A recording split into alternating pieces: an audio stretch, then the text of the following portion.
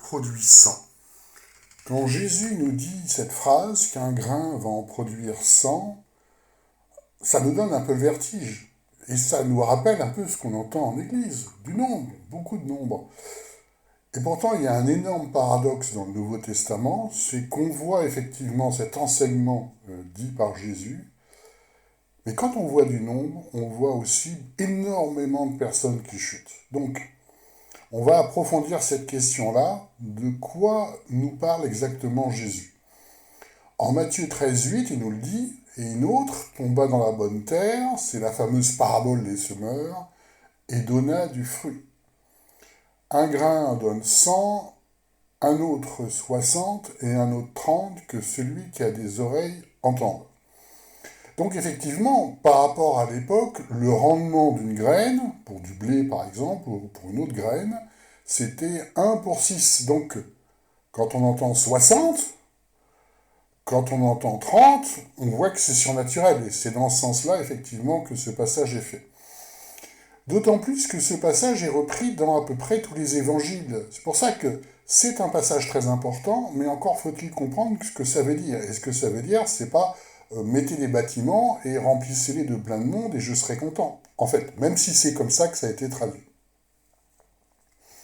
Un peu plus loin, Jésus explique en Matthieu 13, 23, « Et celui qui a reçu la semence dans la bonne terre, c'est celui qui entend et comprend la parole et qui par conséquent porte du fruit, et un grain en produit 100, l'autre 60, l'autre 30. » Donc comprend, c'est vraiment traduit par comprendre.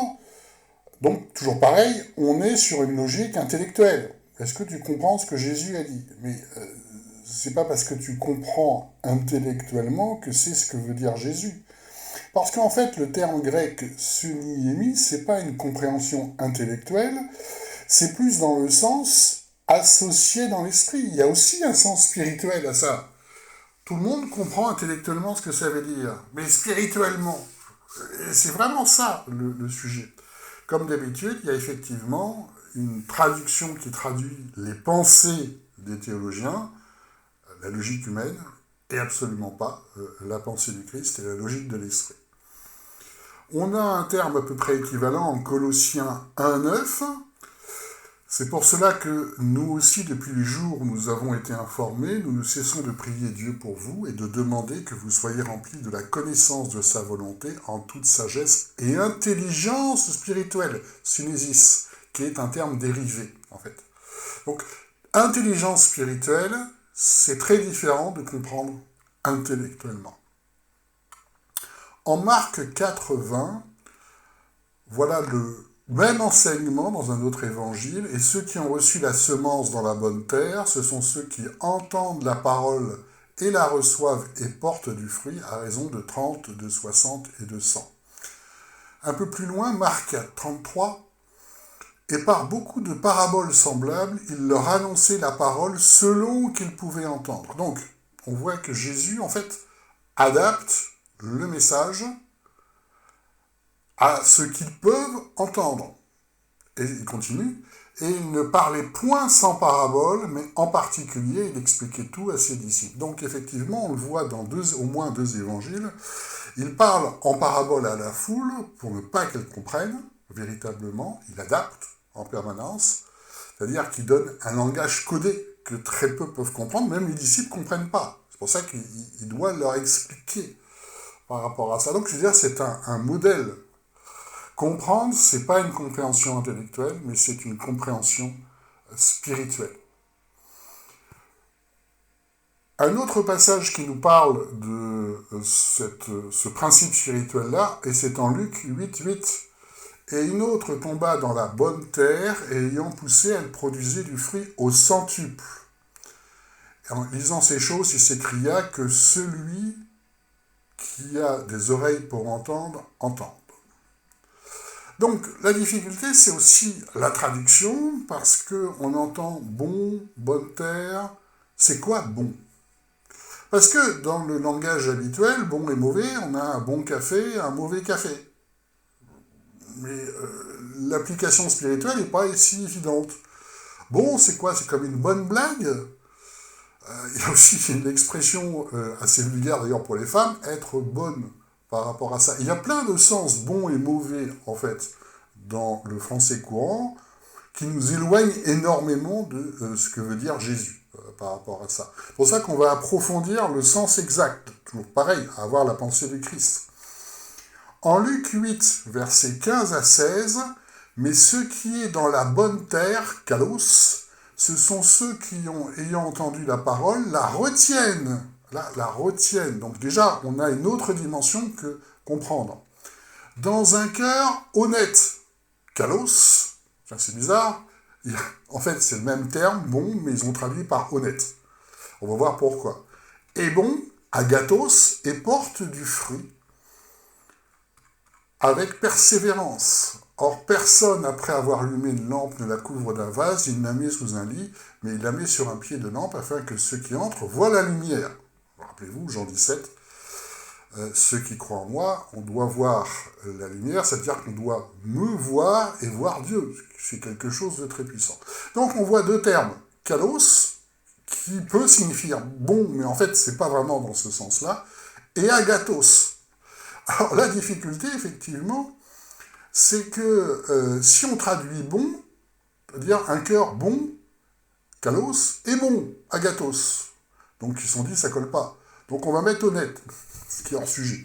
Parce qu'en fait, kalos, c'est plutôt dans le sens digne de louange. Et agathos, c'est plutôt dans le sens de bonne constitution ou de bonne nature, une sorte de prédisposition. C'est pour ça qu'il y a ces variations-là. Et c'est important de comprendre justement la pensée du Christ, le texte d'origine, et non pas la traduction complètement charnelle qui en a été faite. Par exemple, pour kalos, donc ce qui est digne de louange, Matthieu 3,10, déjà la cognée est mise à la racine des arbres, tout arbre qui ne produit pas de bons fruits, kalos, digne de louange, sera coupé et jeté au feu.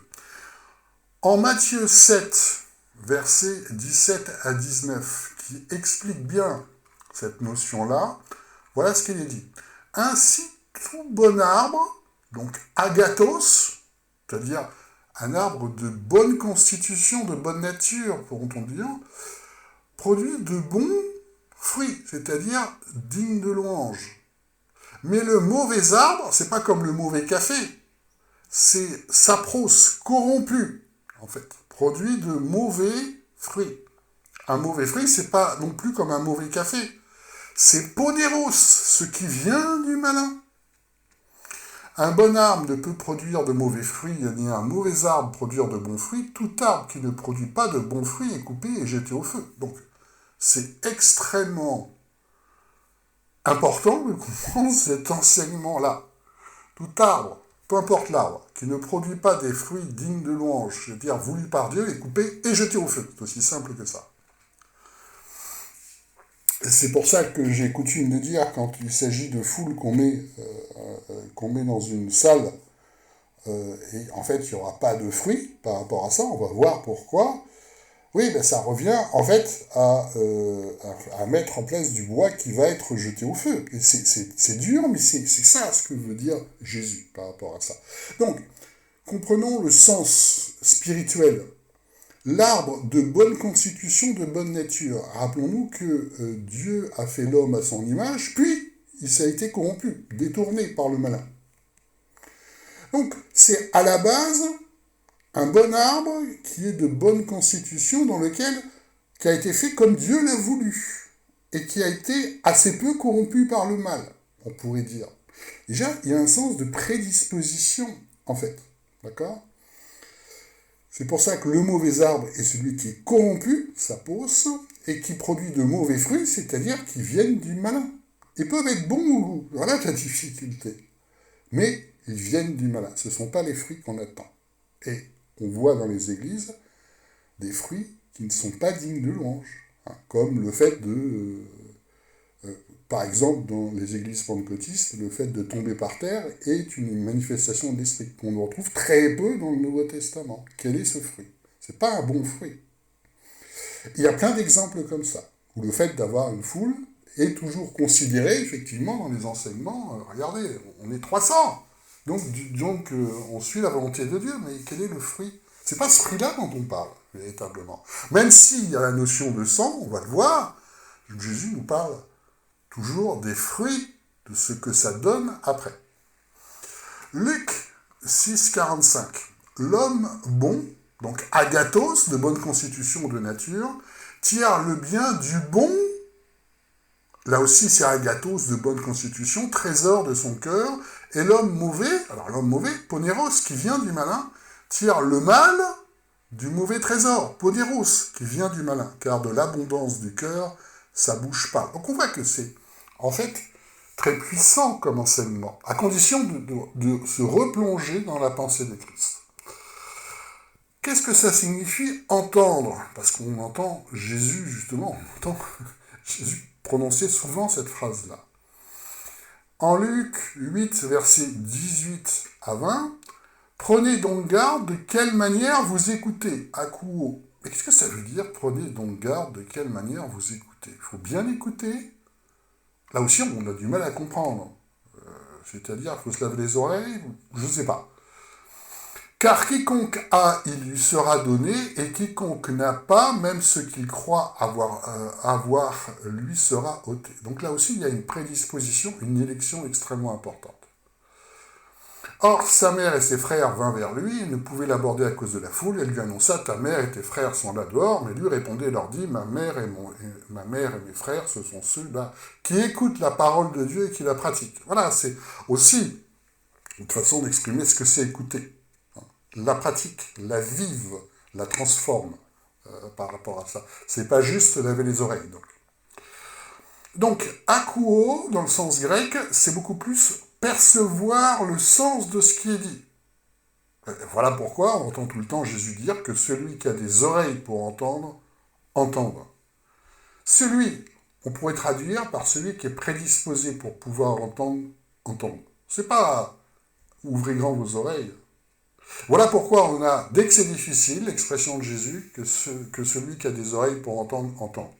Qui veut dire, très peu vont entendre, en fait.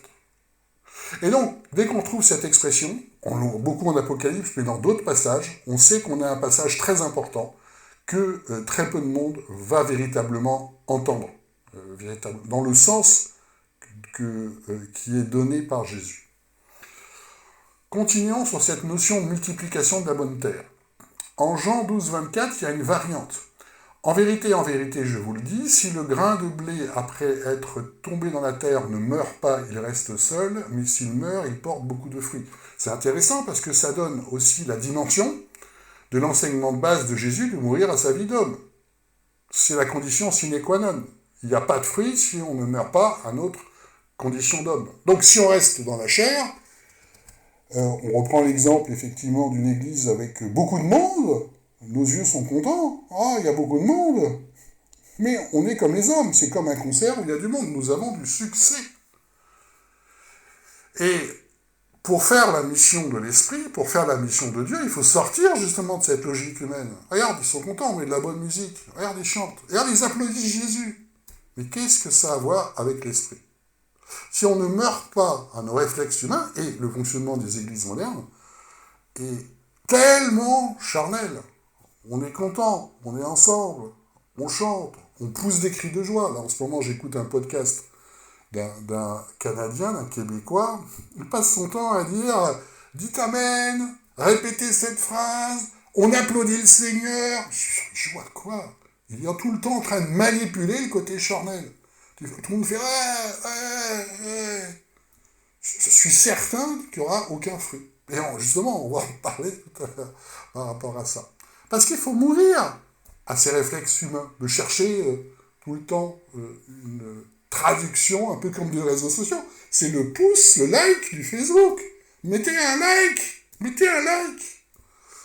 Et ça n'a rien à voir avec ce que faisait Jésus. On va continuer à approfondir cette question tellement importante de ce que c'est qu'une bonne terre, de ce que c'est que cette multiplication, de ce qu'on voit dans le Nouveau Testament, ce paradoxe, où on voit du monde, mais en fait peu de fruits. Ou très très peu de fruits même.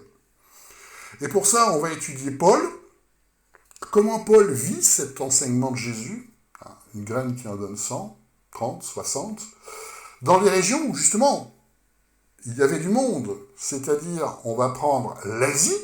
Pourquoi l'Asie? Parce que les 7 églises d'Apocalypse sont en Asie. L'Asie, c'est pas l'Asie qu'on connaît, c'est la Turquie simplement.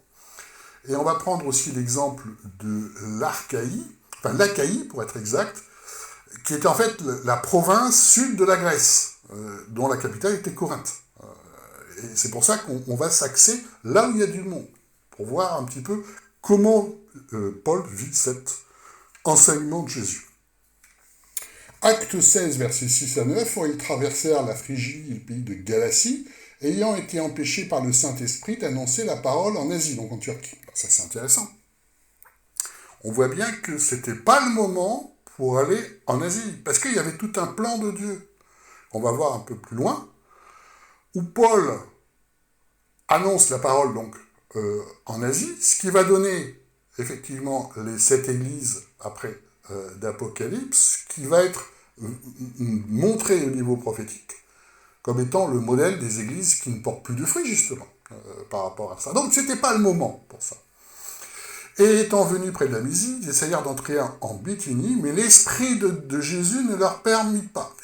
Et on voit que la base du fonctionnement de Paul, c'est pas une stratégie, c'est toujours là où l'Esprit va. Ce qui est la base du ministère, ce qui évidemment a été oublié depuis tellement longtemps, puisque là en France par exemple, j'étais dans un mouvement qui a implanté une église là où il y avait de la place. Ah ben il n'y a pas assez d'églises, on va mettre une église. Donc ils mettaient un bâtiment. Une sorte de catastrophe évidemment. Parce que le groupement des évangéliques qui s'appelle le CNEF en France, qui regroupe un grand nombre de mouvements traditionnels, ils ont dit le projet de Dieu pour la France c'est une église tous les 10 000 habitants. Alors, ça n'a plus rien à voir avec Paul. C'est-à-dire que il y a de la place, on met un bâtiment. Bon, c'est juste ça. Hein. Donc, ça n'a rien à voir avec ce que nous montre le Nouveau Testament. Et une vision apparut à Paul pendant la nuit. Un homme macédonien se tenait là, il le priait et dit « Passe en Macédoine et secours-nous. » Voilà. Donc, on va parler aussi comme je vous l'ai dit, de Corinthe. Parce que en Achaïe, en fait, le sud de la Grèce, au nord, c'est la Macédoine, il y a 2 provinces. Au sud, c'est donc l'Achaïe, Corinthe, c'est la capitale, et il y avait une ville secondaire qui était Athènes. Et Athènes, justement, Paul s'était planté, puisque on ne voit pas d'effet de l'esprit à Athènes, en fait, il fait par la logique. C'est-à-dire que on ne voit pas de message de Dieu disant « va à Athènes ». Il va à Athènes, il voit tous ces statuts, et il décide de parler aux hommes pour confronter leur sagesse humaine à la sagesse de Dieu, et ça ne marche pas. Donc là, c'est un moment intéressant, où on ne voit pas cette direction de Dieu, mais on voit Paul qui voit et qui traduit ça en langage qui ne marche pas. Et ce qui est tout à fait intéressant, c'est que ce passage à Athènes est le fondement, justement, de ces mouvements d'église d'implantation.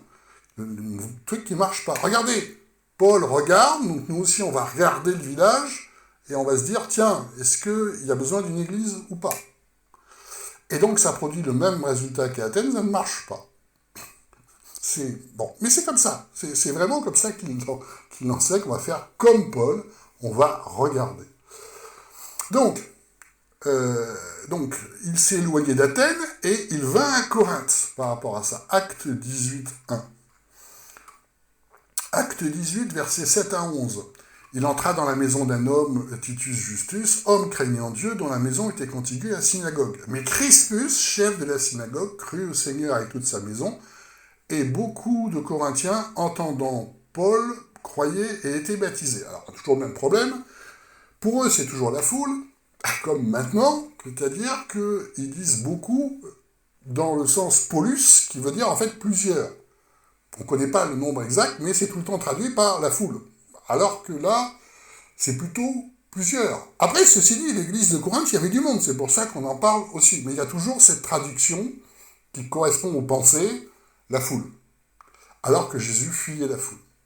Et donc ça continue, et le Seigneur dit à Paul pendant la nuit en vision, « Ne crains pas, mais parle et ne tais pas, car je suis avec toi, et personne ne mettra les mains sur toi pour te faire du mal. » Il y avait une persécution très importante de Paul. « Car j'ai un grand peuple dans cette ville. » Alors, Grand peuple, c'est difficile à traduire. En tout cas, il y a du nombre. C'est pour ça qu'on en parle.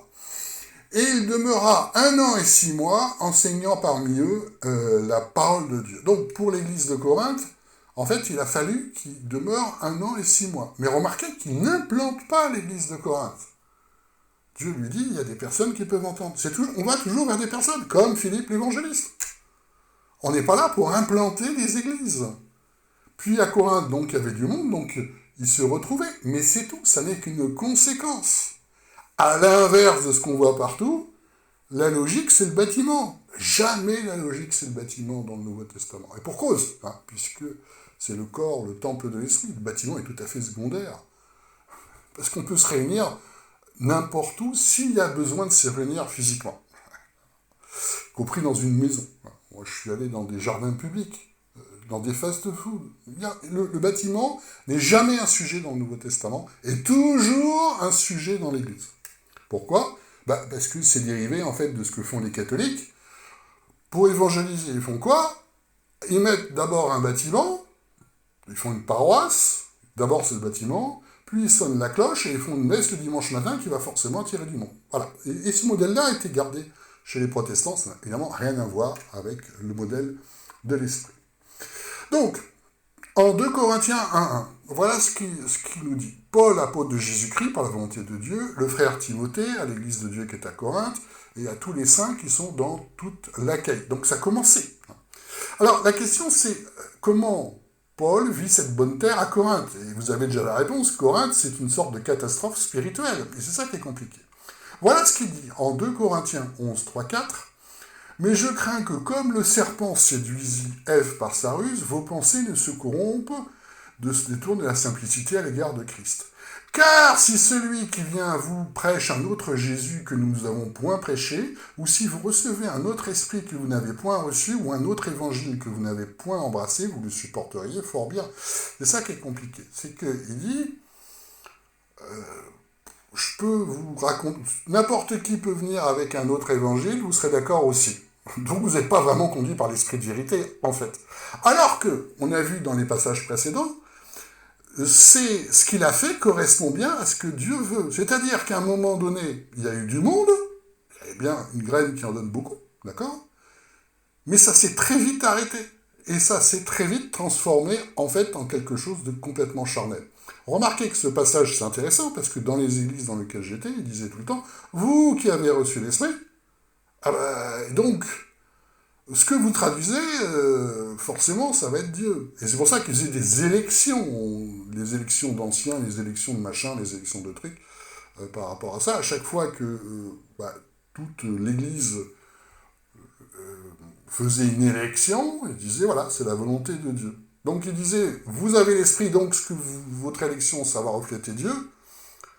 Et Paul dit, de toute façon, si on vous présente un autre Jésus, un autre esprit, ça va marcher aussi. Donc c'est l'inverse. Et ce modèle de l'élection, parce que vous avez forcément l'esprit, c'est le modèle de l'élection des papes par les cardinaux qui ont forcément l'esprit. C'est dérivé de ça aussi. Ça n'a donc rien à voir avec ce qu'on voit dans le Nouveau Testament. Donc là, c'est pour Corinthe, et je ne vais pas reprendre tout le texte de Corinthe. Tout le temps, il a d'énormes difficultés à Corinthe, montrant que ce n'est pas le bon esprit à l'œuvre. Et pourtant, il a suivi la volonté de Dieu. Et c'est là où on retrouve aussi la logique de la parabole du semeur. Il y en a très peu qui sont en fait de la bonne terre. Alors, on ne voit pas vraiment la bonne terre à Corinthe, effectivement. Mais ça ne veut pas dire qu'à un moment donné, il ne rentre pas dans le plan de Dieu. Vous voyez l'articulation. On va reprendre un autre passage justement sur l'Asie. L'Asie, pourquoi ? Parce que les 7 églises d'Apocalypse sont localisées en Asie, c'est-à-dire en Turquie. Acte 19, versets 10 à 12, cela durera 2 ans, de sorte que tous ceux qui habitaient l'Asie, donc on est d'accord, la Turquie, juifs et grecs, entendirent la parole du Seigneur, et Dieu faisait des miracles extraordinaires par les mains de Paul, au point qu'on appliquait sur les malades des linges ou des mouchoirs qui avaient touché son corps, et les maladies les quittaient, les esprits malins sortaient. Parce qu'il fait comme Jésus. Annoncer l'évangile, c'est montrer la puissance. C'est pas prêcher. Et alors, ça a été abandonné depuis longtemps. Mais c'est ça le modèle. C'est comme ce que faisaient les disciples, en fait. et comme ce que faisait aussi Jésus. En Acte 20, versets 4 à 5, on voit qu'il accompagnait de plusieurs. Il était accompagné jusqu'en Asie par Sopater, par Antioche, Seconde Thessalonique, etc., etc. Timothée, les Asiates Tryphonides, Trophine. Bon. Après, la difficulté, c'est que dans le temps, ils disparaissent tous les uns après les autres. En fait, c'est ça qui est difficile. On ne sait pas vraiment quels fruits vont donner, mais on ne les retrouve pas vraiment. On parle un peu de Timothée. Alors le problème après, c'est que les épîtres de Timothée ont été rajoutées postérieurement. Bon. Mais beaucoup de ceux dont des noms qui apparaissent, en fait, disparaissent après par la suite. C'est un petit ça qui est compliqué. Et on retrouve en Apocalypse 1.4, Jean aux 7 églises qui sont en Asie. Donc, il y avait un plan de Dieu par rapport à ces 7 églises pour nous montrer justement ces difficultés-là, ces difficultés spirituelles. Et Pierre aussi parle aux églises d'Asie, mais pas que. Dans l'épître de Pierre, 1 Pierre 1, verset 1 à 2, et toujours la même question, la bonne terre, elle est où, cette bonne terre? Pierre, apôtre de Jésus-Christ aux étrangers dispersés dans le pont, la Galatie, Galate, la Cappadoce, l'Asie et la Bithynie, qui sont élus selon la préscience de Dieu le Père dans la sanctification de l'Esprit. Donc c'est bien un épître qui couvre plusieurs églises. Et ce qui est intéressant, c'est qu'il dit tout de suite, vous avez été élus. C'est-à-dire, ça n'a plus rien à voir avec le modèle qu'on connaît, tu as reconnu Jésus comme Seigneur et Sauveur, forcément que tu as été élu. Non, ils ont vraiment été élus, dans l'esprit. Mais Pierre était, de ce point de vue-là, comme Paul, voyait dans l'esprit ce qui se passait. D'accord ? Donc, ils ont vraiment été élus à un moment donné. Mais on a toujours cette problématique de la parabole du semeur, où est la bonne terre ? Et il le confirme en 1 Pierre 2, versets 9 à 10, « Mais vous, vous êtes une race élue, une sacrificature royale, une nation sainte, un peuple que Dieu s'est acquis. » Alors, vous reconnaissez ces passages, parce qu'on vous balance ça dans n'importe quelle église, alors que quand Paul dit « vous avez été élus », c'est qu'il l'a eu. Tandis que quand on balance cette même phrase dans les églises, ça veut juste dire « puisque vous êtes là, forcément, vous avez été élus ». Autrement dire, ça n'a plus rien à voir. 1 Pierre, versets 3, 8 à 9, et on cherche toujours la bonne terre. « Enfin, soyez tous d'un même sentiment, pleins de compassion et d'amour fraternel, miséricordieux, humble, ne rendant pas le mal pour le mal, ni les injures pour injures, mais au contraire, bénissant. » Pourquoi il dit ça ? Parce qu'il y en avait un certain nombre qui s'injuriaient, en fait. C'est pour ça qu'il le dit. Sinon, ce ne serait pas la peine de le dire. Et c'est la difficulté de ce qu'on voit dans ces épîtres en filigrane, des difficultés spirituelles. Donc, il y en a un certain nombre qui s'injuriaient. C'est à cela que vous avez appelé afin que vous héritiez la bénédiction. Arrêtez de vous faire mal les uns les autres, ni de vous injurier les uns les autres. Vous voyez l'état spirituel de ces personnes élues, en fait, mauvais. Vous vous rendez compte de ce que c'est que s'injurier les uns les autres. Mais quand on voit l'église de Corinthe, il y a plein de catastrophes. Quand on voit effectivement en Galate, quand il disait arrêtez de vous détruire, arrêtez de vous mordre les uns des autres ou de vous dévorer, on voit d'énormes problèmes spirituels qui n'ont plus rien à voir avec l'esprit de vérité en fait. 1 Pierre 4, versets 2 à 3, pour vivre non selon les convoitises des hommes, mais selon la volonté de Dieu pendant le temps qui vous reste à passer en la chair. Car c'est assez d'avoir le temps d'en passer, accompli la volonté des païens, en marchant dans les débauches, les convoitises, l'ivrognerie, les excès de table, les orgies et les idolâtries criminelles. On retrouve un peu la liste marchée par l'esprit, pas par la chair, que disait Paul.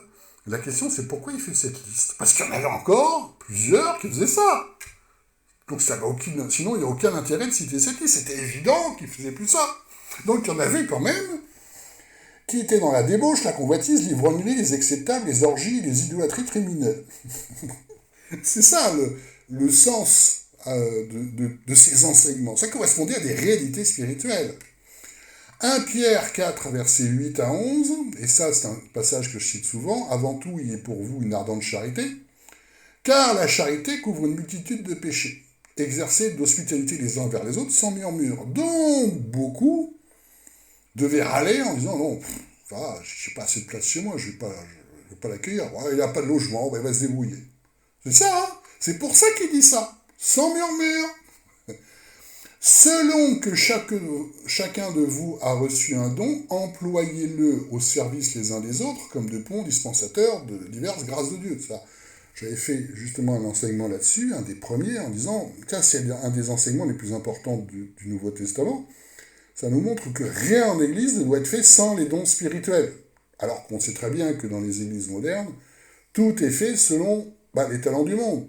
Tu es électricien, tu vas réparer l'ampoule, tu utilises ton talent au service de Dieu. Mais c'est pas un don spirituel. Tu sais chanter, c'est pas etc., etc. Mais s'il le dit, selon que vous avez reçu un don, employez-le au service les uns des autres, c'est qu'il faisait aussi beaucoup de choses charnelles. Déjà, la bonne nouvelle, c'est qu'il y avait quand même quelques dons. Pourtant, on ne voit pas beaucoup de dons en application. Voilà pourquoi il continue, si quelqu'un parle, que ce soit comme exposant des oracles de Dieu, dont beaucoup parlaient par la chair. Si quelqu'un exerce un ministère, qu'il le fasse comme usant d'une force que Dieu fournit.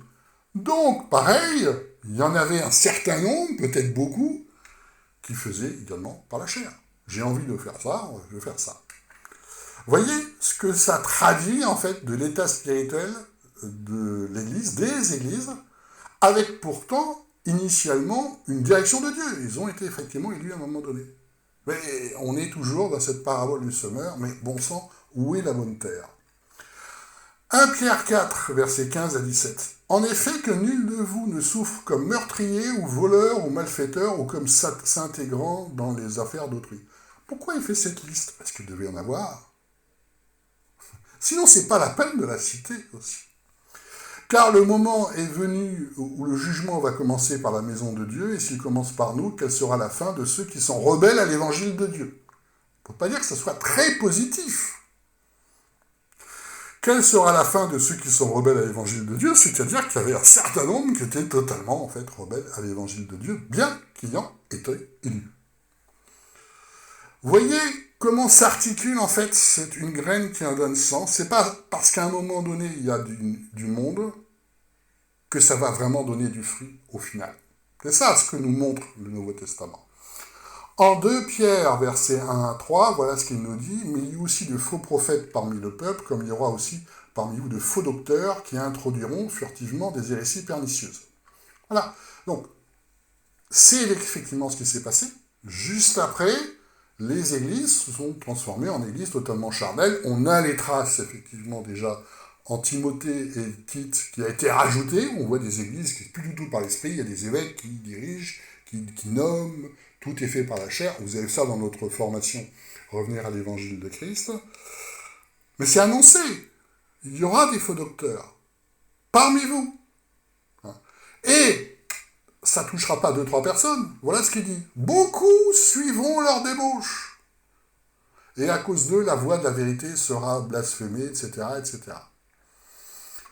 En 2 Pierre 2, versets 20 à 22, il continue là-dessus, mais leur dernière condition est pire que la première, la chute spirituelle de tous ces faux docteurs qui sont issus de ces églises, c'est catastrophique. C'est vrai que la chute, les personnes sont dans un esprit mauvais, véritablement.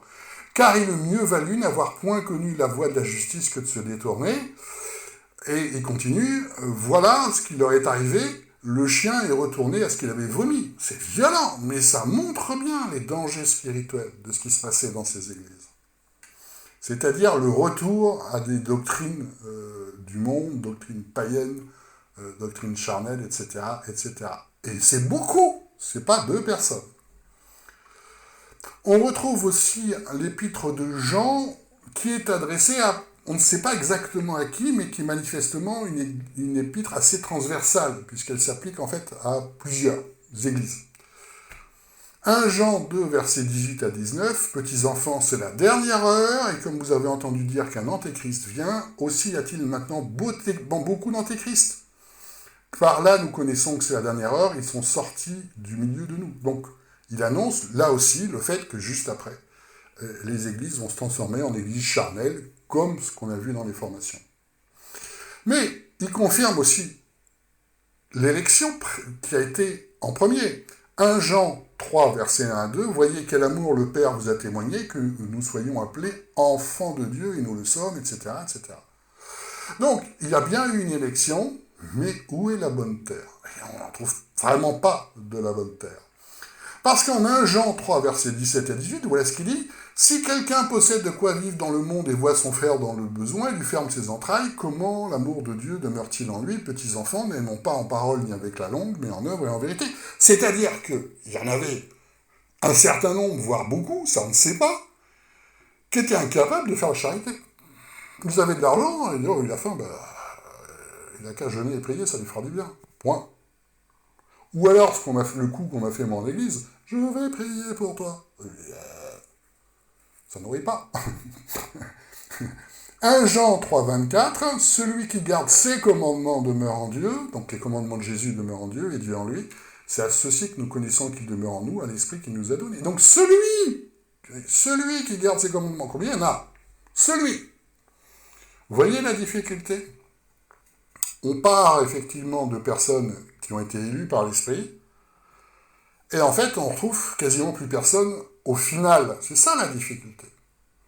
Et ça nous rappelle exactement les avertissements de Jésus, la parabole, où il disait, ouais, regardez tous ceux qui ont été élus, mais ils ne viennent pas, ils restent dans le monde.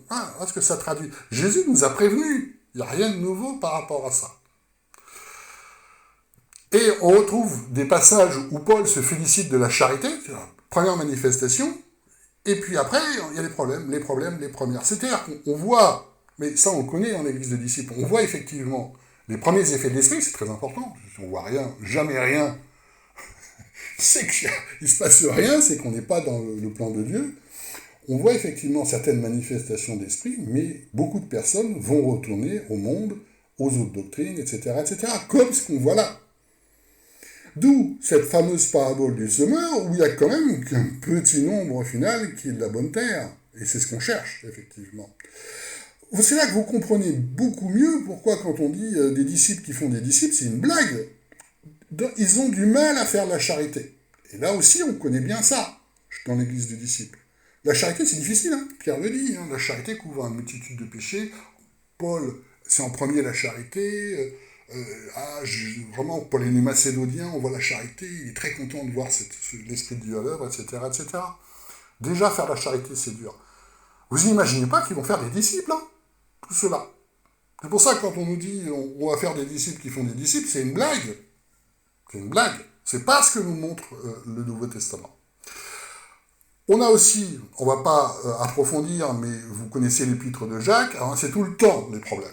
Tout le temps. Ils préfèrent les riches dans l'assemblée, ils font pas la charité, bon, tout le temps. La langue qui est une langue de feu qui dit le mal. Et ça traduit aussi ce qui se passait dans les églises. Elle est où la bonne terre? D'accord? Et c'est pour ça qu'on retrouve effectivement, suite à ces enseignements, dans les églises post-bibliques, en fait, tout a basculé dans un système qui est devenu le système catholique. Je rappelle l'Ignace d'Antioche, disciple de Pierre, qui décrète dans l'année 70 que c'est l'évêque, là où il y a l'évêque, il y a l'église. Jésus est barré, quoi. Voilà. Et c'est le disciple, c'est juste après. C'est bien ce que, effectivement, ces apôtres annonçaient. Et je vous rappelle, dans le précédent podcast, on a essayé de voir, il nous disait que l'eunuque éthiopien avait fait plein de choses merveilleuses, dont on ne trouve pas aucune trace au niveau historique, et surtout, c'est fait comme les évêques le faisaient, et ils ont plus du tout par l'esprit. Donc, c'est bien effectivement que ces églises post-bibliques, en fait, sont tombées dans un système religieux, véritablement. Et ils annoncent ça n'a rien de nouveau par rapport à ça.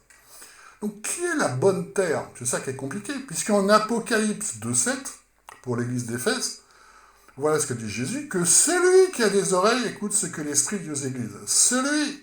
Alors, c'est toute une église, l'église d'Éphèse, connue, tout un épître, avec au début des fruits, et se casse la figure également, fausse doctrine, etc., etc. À celui qui vaincra, je lui donnerai à manger de l'arbre de vie qui est dans le paradis de Dieu. Toute une église, celui. Vous voyez la difficulté. Un des passages que je cite tout le temps, Apocalypse 3, 20, 22 avec Laodicée, voici je me tiens à la porte et je frappe, si quelqu'un entend ma voix et m'ouvre la porte. Si quelqu'un, y en a-t-il un? Voilà ce que dit Jésus. Y en a-t-il un qui peut entendre ma voix, c'est-à-dire, je suis le bon berger, donc ils entendent ma voix. Alors c'est marrant, parce que j'ai écouté dans un podcast, il disait, Et à la l'Odyssée, Jésus veut que tout le monde l'entende. C'est tout ce qu'il dit. Si quelqu'un, Jésus veut, si quelqu'un entend ma voix, et je souperai avec lui, celui qui vaincra, que celui qui a des oreilles écoute ce que l'Esprit dit aux églises. Celui. Apocalypse 1.3, ça commence comme ça quand même, Apocalypse, heureux celui qui lit et ceux qui entendent. Donc il y en a plusieurs là, à coup haut, du coup, mais entendent dans le sens spirituel les paroles de la prophétie, et qui gardent les choses qui y sont écrites, car le temps est proche. Pour l'anecdote, dans un des podcasts, j'avais appelé la saison 2, épisode 2, le péché impardonnable, j'avais fait le calcul de la taille, effectivement, de la Nouvelle Jérusalem. Elle est symbolique, puisqu'on parle de 144 000, c'est-à-dire 12 fois 12, etc., etc. Mais j'avais comparé ça à la surface habitable sur Terre, et des pays, et j'avais trouvé la comparaison, quand on reprend, on va reprendre le calcul, mais c'est intéressant de nous montrer la symbolique, que en fait ça correspondait à 0,03% de la surface terrestre habitable par rapport à ça, c'est-à-dire la taille de la Suisse pour plein de générations. Ce qui nous montre qu'en fait, il y a très peu de monde qui vont en proportion. Après, ça fait du nombre au final, mais très peu en proportion qui va véritablement se trouver dans la Nouvelle-Jérusalem. C'est une symbolique, mais c'est intéressant de voir ça. Et j'avais parlé de ça à quelqu'un que j'accompagnais qui était en Suisse. C'était la dernière fois que j'en ai entendu parler. Quand je lui dis, regarde ces podcasts, tu vois, ça va t'intéresser, c'était trop pour elle. Évidemment, elle avait d'autres difficultés spirituelles, elle avait beaucoup de mal à sortir de la logique de son travail, etc. Mais c'était trop pour elle. Sauf que moi, je ne suis pas là pour faire plaisir, je suis là pour avoir la pensée de Christ, dire, voilà, le message, c'est ça, très peu quand même, au final. Celui, toujours pareil. Bon. Et c'est dur à entendre, parce qu'effectivement, c'est un message totalement différent de ce qu'on entend partout, mais c'est pourtant aussi bien ce qu'on voit dans le Nouveau Testament. C'est quoi les leçons qu'on peut en tirer? Parce que c'est compliqué. Elle est où la multitude? Elle est où la bonne terre? On ne voit pas vraiment la bonne terre, effectivement. Donc, quand ils nous disent on fait des disciples qui font des disciples, dans un mouvement qui a été comme ça, et des implantations d'églises, déjà, Paul ne faisait jamais d'implantation d'église, c'est toujours des personnes. Implantation d'église, comme on l'a vu, c'est en fait une implantation de bâtiment, quoi. Une sorte de catastrophe. Mais même faire des disciples, en fait, c'est pas ce que nous disait Jésus. En Matthieu 28, 19, 20, c'est beaucoup plus dans le sens « instruisez toutes les nations ». Parce que nous, on ne sait pas faire des disciples. C'est l'esprit qui élit. Nous, on est là pour suivre l'esprit. Tout à fait différent. D'accord ? Donc, en fait, la première partie de Matthieu 28, 19, 20, c'est « instruisez toutes les nations ». Ça veut dire ne vous limitez pas à la Judée. Ça, il n'y a pas de problème. Les baptisants et leur apprenant à garder tout ce que je vous ai commandé, qui est la base, en fait, de l'enseignement. Et ça, c'est supprimé à chaque fois. On transmet une expérience pour ceux qui sont élus, si on veut résumer la situation, et on les connaît parce qu'on écoute l'esprit. Voilà. Alors, évidemment, la traduction la plus courante, c'est « faites de toutes les nations des disciples », puisqu'on fait des catholiques. En France, il y a bien longtemps, la religion était obligatoire. C'était la religion du roi. Toute personne qui naissait sur le sol français était automatiquement catholique. Voilà. D'ailleurs, on baptisait les nourrissons, donc c'était réglé par rapport à ça. Combien y avait-il de chrétiens? C'était parti depuis longtemps, tout était religion. D'ailleurs, c'était un mélange, comme vous l'avez vu dans les formations et dans les podcasts, d'énormément de cultes païens dans tous les sens, donc tout était obligatoire. Mais l'Église considérait que la France était un royaume chrétien, c'est-à-dire foi obligatoire, peu importe ce que tu penses. C'est ça, ce à quoi conduit faites de toutes les nations des disciples, tandis que instruisez dans le sens leur apprenant à garder tout ce que je vous ai commandé, c'est-à-dire vous vivez par l'esprit, transmettez ça. Voilà le message de Jésus, ça n'a rien à voir, là aussi. Bon. N'oublions pas que Jésus ne nous dit pas la multitude pour l'Église. Il nous dit là ou deux ou trois, ce qui est toujours vrai. Parce que c'est là où on peut vraiment s'occuper des personnes. Comme vous l'avez vu, les combats spirituels et les chutes sont la norme, en fait, dans le Nouveau Testament. Et on voit aussi que les apôtres ont le plus grand mal, justement, parce qu'il y a du monde. Objectivement, après les lettres, il ne s'est pas passé grand-chose par rapport à ça. Parce que, contrairement à ce qu'on peut croire, c'est pas parce qu'on leur dit qu'ils vont écouter. Toujours pareil. Souvenez-vous, le début. Hein. C'est spirituel, en fait, d'écouter. Ça nécessite déjà d'avoir l'esprit de vérité. Donc, vous pouvez leur chanter, ça ne change à rien. Et c'est aussi le thème du précédent podcast sur cette question-là.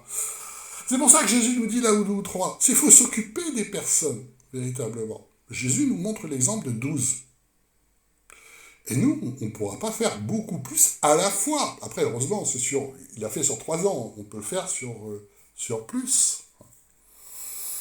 C'est pour ça que on entend tout le temps cette question de multitude. Là, j'entends sur le podcast dont je parlais, au Québec, il disait « Ah, par l'esprit, on voit que les personnes sont venues pour chercher la présence de Dieu lors des groupes de prière. Ils étaient 830. » D'accord ? Ah, on voit la puissance de l'esprit.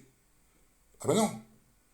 Si ils étaient à 830 dans une salle pour chercher la présence de Dieu, c'est qu'aucun d'eux n'a compris, c'est qu'ils avaient l'esprit en eux déjà. Ça marche pas. Et c'est toujours comme ça. Le nombre et pas les fruits par rapport à ça. Or, ce que nous cherchons, c'est le fruit qui demeure. Jean 15, 16, ce n'est pas vous qui m'avez choisi, mais c'est moi qui vous ai choisi et qui vous ai établi afin que vous alliez et que vous portiez du fruit et que votre fruit demeure. Le fruit de Paul demeure, même si il y a eu une chute généralisée, le fruit demeure dans le sens qu'on a toujours son enseignement. Nous montre cet exemple-là. Ça reste encore vrai. Donc, il y a un fruit tangible qui demeure. C'est quoi le fruit qui demeure ? C'est les 12 de la Nouvelle Jérusalem. Les pierres de la Jérusalem, les 12, le fruit qui demeure. Or, Jésus s'en est occupé individuellement de ces 12. C'est ça le modèle. C'est pour ça que Jésus nous dit, là où 2 ou 3 sont réunis en mon nom, s'additionnent dans les dons et les ministères. Attention à la multitude. Ça ne veut pas dire qu'on ne peut pas faire un grand nombre, mais on va comprendre un peu mieux pourquoi on nous parle de 30, de 60 et de 100. Il y a quand même très peu de la bonne terre. Donc, si au final, pour qu'il y en ait 30 de la bonne terre, il faut s'en occuper de 100, on va dire, avec toutes les chutes. Et c'est là que vous retrouvez en fait la structure de la parabole du semeur. Et vous ne pouvez pas vous occuper de 100, bien sûr à la fois, c'est étalé sur plein d'années. Le ministère de Paul a duré 23 ans, puisque vous ne pouvez vous occuper qu'au maximum de 10 personnes à la fois. Vous n'êtes pas plus fort que Jésus. Et c'est parce que c'est compliqué le combat spirituel, on le voit.